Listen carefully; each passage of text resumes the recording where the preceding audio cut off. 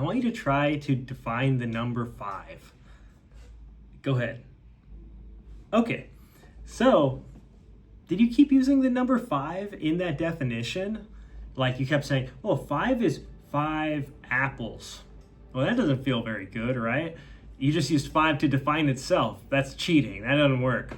And maybe some of you said 5 is 5 ones. Well, didn't you just kind of shift the burden onto the 1? Now what's 1? And that kind of brings into question, what even is a number? You've always been using them your whole life, but did you really know what they were? Not such an easy question, huh? That's what we're about to get into. Let's go. My question wasn't a trick question, but the answer, it's a group of 5 things, shows that 5 is a property groups can have. It's an adjective, but it's not like the adjective hairy, for instance. If you have a group of 5 hairy guys, you can point to the hair on their chest and say, look at that hair. They possess it. But that same group, you can't just look in their pocket or under their hair and find a big number 5 there. Yet, clearly, they exhibit a 5-ness. You can have many different things that assemble in groups of 5. These groups may have nothing in common at all. The only thing they share is that they're all 5. So whatever 5 is, it's something that different groups can all have in common. You can say 5 is a kind of universal property, a 5-ness that different groups of 5 can express. But it's a very strange kind of universal. It's not like redness or chairness, where people can argue about edge cases. Is it really brick red or burgundy? Is it really a dining chair or a stool? If a group has 5 distinct things in it, that's it. It's just 5. There's nothing to debate. Here's a key point. 5 isn't something each element has individually. None of the hairy dudes are 5-ish. The 5-ness only exists when the elements are taken together. And if you remove one element from the group, the 5-ness doesn't partially survive, it's gone. The group is now 4 in every possible sense. Compare that to something like a word. The word 5 has 4 letters. If I remove the last letter and get fiv, it's no longer the word 5, but it's still a degraded representation of it. You can still see what it was supposed to be. But if you remove one element from a group of 5 things, that's not what happens. There's no weakened or incomplete sense in which it's still 5.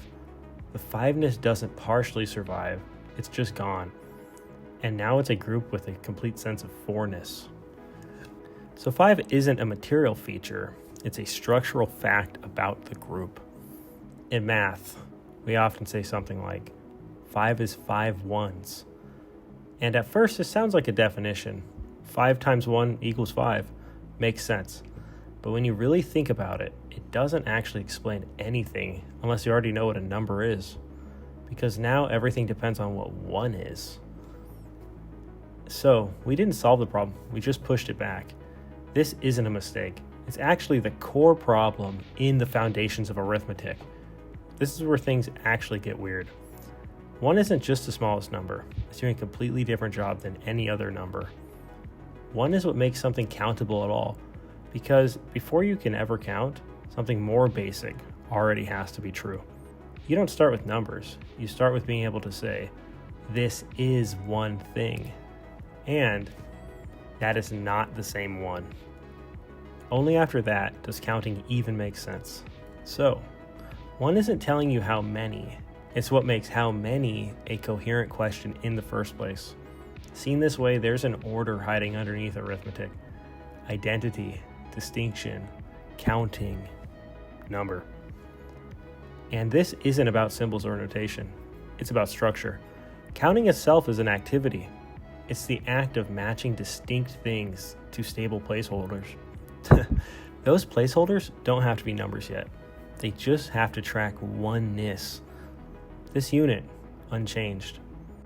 Only after that process stabilizes, numbers start to appear as abstract descriptions of the result, which means something subtle but important. Numbers aren't where the structure comes from. They're what show up after the structure is already in place. And this is the part where I want to be very careful with my wording, because I'm not saying that numbers are fake, imaginary, or just made up. I'm saying there's something more unsettling than that. Numbers aren't the things doing the work here. They're more like a technology we built to assess something that was already true. The deep fact isn't that numbers exist. The deep fact is that things can be grouped at all. That you can take distinct things, treat them together as a unit, and repeat that process. The ability, grouping, repeating, iterating, doesn't come from numbers. It's the other way around. We didn't get iteration because we had addition. We got addition because iteration was already possible. We didn't get grouping because we had sets. Sets are just what happens when you formalize the fact that grouping works. In other words, math isn't built on numbers. Numbers are built to navigate a structure that was already there. And that's why asking what is a number quietly turns into a much deeper question. What is it about reality that makes math possible at all? So, why do we need 1 for everything to come out? The reason is simple. 1 is what gives us the thing we iterate by. Philosophically and mathematically, 1 represents pure identity.